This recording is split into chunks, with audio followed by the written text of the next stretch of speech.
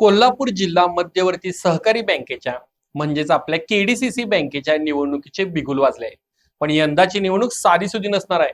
यंदाच्या निवडणुकीत कोल्हापूरच्या राजकारणातले जुने आणि मातब्बर चेहरे बँकेच्या संचालक मंडळातून बाहेर जाऊ शकतात आणि त्यांच्या जागी नवीन चेहरे बँकेचा कारभार हाकताना दिसू शकतात.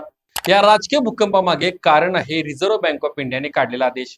पण व्हिडिओच्या सुरुवातीलाच एक गोष्ट मी स्पष्ट करू इच्छितो, हे जे जुने चेहरे बाहेर जाण्याचे आणि नवे चेहरे आत येण्याचे चित्र आपण रंगवत आहोत ते तेव्हाच प्रत्यक्षात उतरेल जर आरबीआयचा हा आदेश कायदेशीर कचाट्यातून सुटून जसाच्या तसा कोल्हापूर जिल्हा बँकेला लागू झाला तर आणि तरच. तर मग काय आहे हा आरबीआयचा नियम ज्यामुळे मातब्बर नेते अपात्र ठरू शकतात? नवे चेहरे कोण असणार आणि सहकारातले लूप होल शोधून हे नेते यातून कसे वाचू शकतात? तर आजच्या विशेष भागात आपण या सर्व प्रश्नांचा आढावा घेणार आहोत, त्यामुळे व्हिडिओ शेवटपर्यंत नक्की पहा. नमस्कार, मी हर्षवर्धन मोसले, सकलम मध्ये आपले स्वागत आहे. सर्वात आधी समजून घेऊया की हा नियम नेमका आहे तरी काय. आरबीआयने सहकारी बँकांच्या कारभारात एक आदर्श व्यवस्था म्हणजेच आयडियल गव्हर्नन्स आणण्यासाठी आणि वर्षानुवर्षे एकाच कुटुंबाची किंवा नेत्यांची बँकेवर असणारी मक्तेदारी मोडण्यासाठी एक मोठा निर्णय घेतला. या नव्या नियमानुसार कोणत्याही सहकारी बँकेच्या संचालकाला सलग 10 वर्षापेक्षा जास्त काळ संचालकपद भूषवता येणार नाही. एकदा का 10 वर्ष पूर्ण झाली की त्या संचालकाला सक्तीची 3 वर्षांची विश्रांती म्हणजेच कूलिंग ऑफ पिरियड या घ्यावीच लागेल. या 3 वर्षात त्याला बँकेच्या कोणत्याही पदावर राहता येणार नाही. कायद्याचा संदर्भ द्यायचा झाला तर बँकिंग नियमन कायदा 1949 च्या कलम 10A2A1 आणि कलम 56 मध्ये बँकिंग कायदे सुधारणा कायदा 2025 नुसार हा बदल करण्यात आला आहे. पण पुन्हा एकदा लक्षात घ्या, जर हा नियम कायदेशीर कचाट्यात न अडकता लागू झाला तर ही 10 वर्षाची अट या नेत्यांना बाहेरचा रस्ता दाखवेल. आता तुम्ही म्हणाल कोल्हापूरचे नेत्यांनी गप असतील? शक्यच नाही.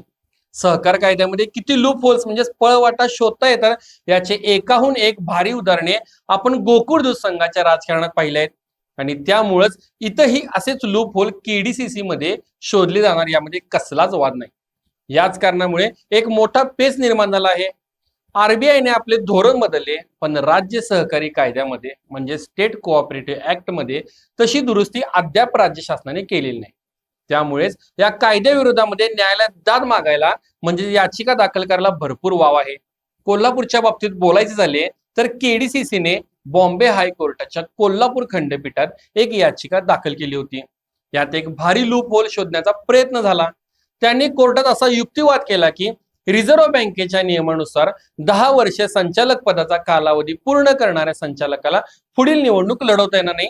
हा झाला नियम. हा नियम 1 ऑगस्ट 2025 पूर्वी ज्यांची 10 वर्षे पूर्ण झालेत त्यांना कसा लागू होऊ शकतो?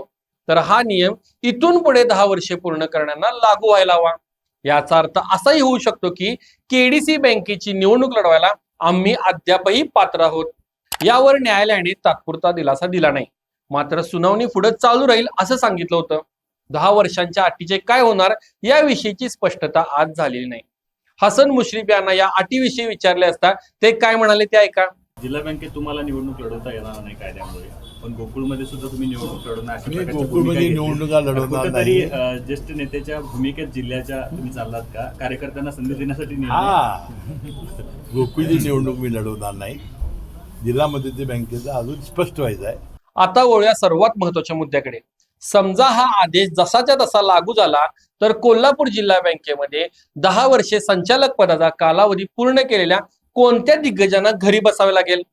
बातम्यांमधून आणि सूत्रांकडून मिळालेल्या माहितीनुसार जे चेहरे अपात्र ठरू शकतात त्यांची नावे आहेत हसन मुश्रीफ, सतेज पाटील, विनय कोरे, राजेंद्र पाटील यड्रावकर, निवेदिता माने, संजय मंडलिक, राजेश पाटील, राजू आवळे, AY पाटील, बाबासाहेब पाटील आसुर्लेकर, भैया माने आणि संतोष पाटील.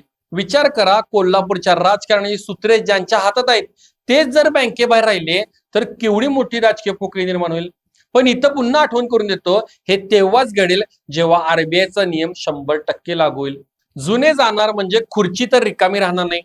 मग बँकेच्या बोर्डरूम मध्ये कोणते चेहरे दिसू शकतील? ज्यांचा 10 वर्षाचा कार्यकाळ अद्याप पूर्ण झालेला नाही आणि जे पुन्हा निवडणूक लढवू शकतात अशा नेत्यांमध्ये खालील नावांची जोरदार चर्चा आहे. अमल महाडिक, आमदार प्रकाश आंबेडकर किंवा अर्जुन आंबेडकर, रणजित पाटील, राजेश पेन पाटील, रणवीर सिंह गायकवाड, नावेद मुश्रीफ, अमरीश गाडगे, विजयसिंह माने, वीरेंद्र मंडलिक, स्मिता गवळी आणि श्रुतिका काटकर हे ते चेहरे आहेत ज्यांच्यासाठी आरबीआयचा हा नियम एक मोठी संधी घेऊन आला आहे. जर दिग्गज नेते कायद्याच्या कचाट्यात अडकले तर या नव्या फळीकडे जिल्हा बँकेची म्हणजे जिल्ह्याच्या आर्थिक नाडीची संपूर्ण धुरा येऊ शकते. परंतु कोल्हापूरचा राजकीय इतिहास पाहता मातबर नेते सहजासहजी हार मानणाऱ्यातले नाहीत. हा नियम लागू झाला तरीही ते आपले वर्चस्व कमी होऊ देणार नाहीत. जरी हसन मुश्रीफ, सतेज पाटील किंवा विनय कोरे यांसारखे नेते थेट संचालक म्हणून बसू शकले नाही तरी ते रिमोट कंट्रोल राजकारण करू शकतील असे जाणकार मानतात. आपल्या आप्तस्वकीयांना आणि समर्थकांना संधी देण्याचा ते नक्कीच प्रयत्न करतील. तर कोल्हापूर जिल्हा बँकेच्या या आगामी रणधुमाळीत काय घडणार याकडे संपूर्ण महाराष्ट्राचे लक्ष लागून आहे. रिझर्व्ह बँकेचा हा आदर्श व्यवस्थेचा बडगा कोल्हापूरचे नेते कसा पसरवतात की खरोखरच बँकेमध्ये सत्ता बदल होऊन तरुण आणि नव्या दम्याचे नेतृत्व पुढे येते हे पाहणं अतिशय रंजक ठरणार आहे. तुम्हाला काय वाटतं? आरबीआयचा हा नियम कोल्हापूरच्या नेत्यांना खरोखरच बँकेतून निवृत्तीचा नारळ देईल का? आणि कोणते नवे चेहरे केडीसी मध्ये येतील? तुमचे मत खाली कमेंट बॉक्समध्ये नक्की सांगा. भेटूया पुढच्या व्हिडिओमध्ये लवकरच. धन्यवाद. घराचं स्वप्न, सुरक्षित भविष्यासाठीची गुंतवणूक आणि प्लॉट घ्यायचा विचार आला की मग नाव फक्त एकच, आविष्कार. कोल्हापूरकरांच्या विश्वासाचं हक्काचं ठिकाण म्हणजे आविष्कार इन्फ्रा.